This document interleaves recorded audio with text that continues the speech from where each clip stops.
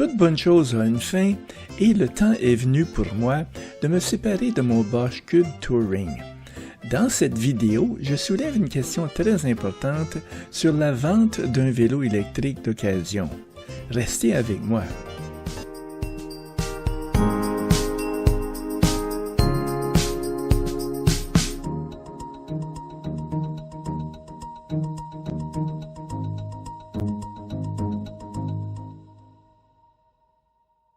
Mon intention en achetant ce vélo était de parcourir de longues distances avec ma caravane pour vélo.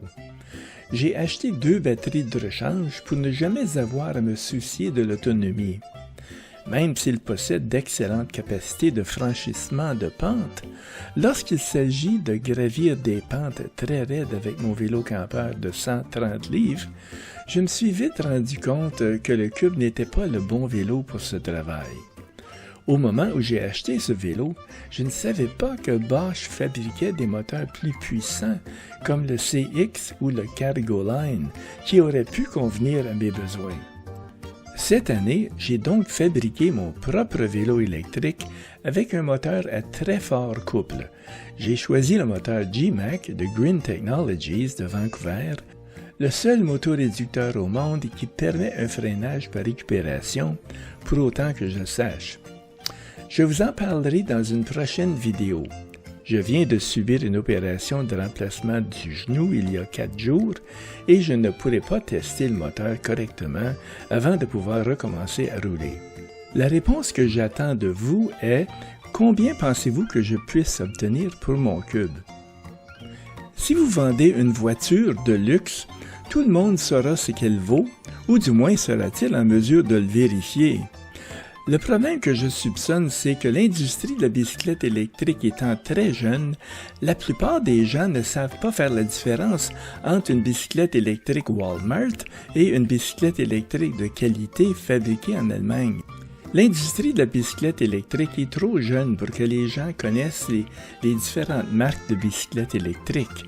La plupart des gens n'auraient aucun mal à nommer 5 ou 10 constructeurs d'automobiles, mais ils seraient probablement incapables de citer un seul fabricant de bicyclettes électriques. J'ai acheté mon vélo Cube il y a 6 ans, en 2016, et j'ai mis environ 11 000 km dessus. Je l'ai toujours gardé parfaitement réglé et j'ai récemment remplacé la cassette, la chaîne, le plateau et les pneus. Elle est donc en parfait état. Du point de vue de valeur, c'est presque comme une nouvelle bicyclette, mais je soupçonne que je vais devoir accepter une perte énorme. Voici ce qu'elle m'a coûté en 2016.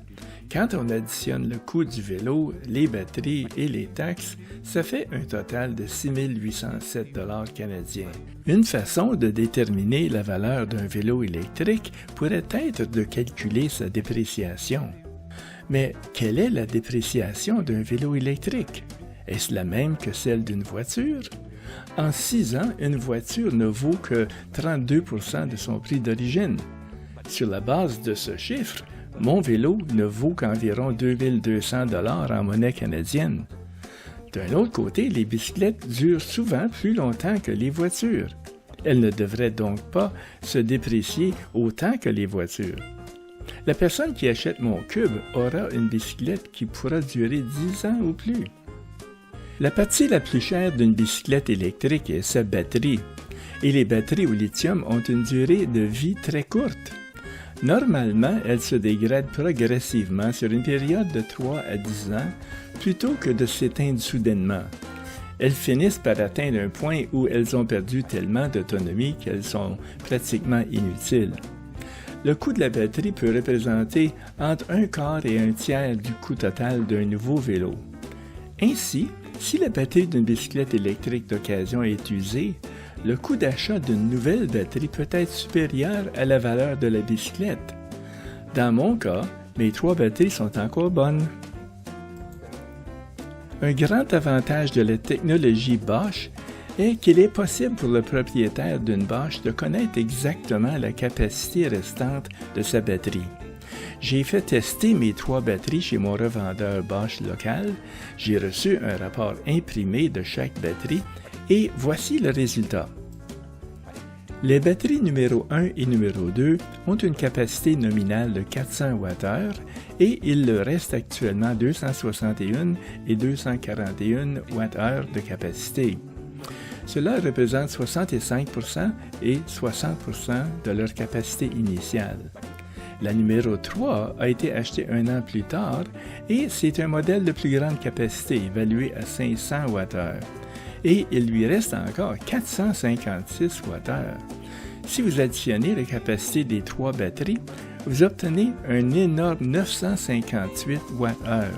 C'est très proche d'avoir 2 nouvelles batteries de 500 Wh, ce qui est suffisant pour vous amener à 120 km avec un peu d'effort, sans remorquer une caravane évidemment, et le double si vous fournissez plus d'efforts. 2 batteries de 500 Wh coûteraient 2432 $ canadiens, taxes comprises. Donc, si je ne peux obtenir que 2400 $ pour mon vélo, cela reviendrait à vendre les batteries pour 2400 $ et à donner le reste du vélo gratuitement. Faites-moi savoir ce que vous en pensez dans les commentaires. Quel devrait être mon prix demandé? Combien puis-je espérer obtenir de façon réaliste? Et comment devrais-je en faire la publicité?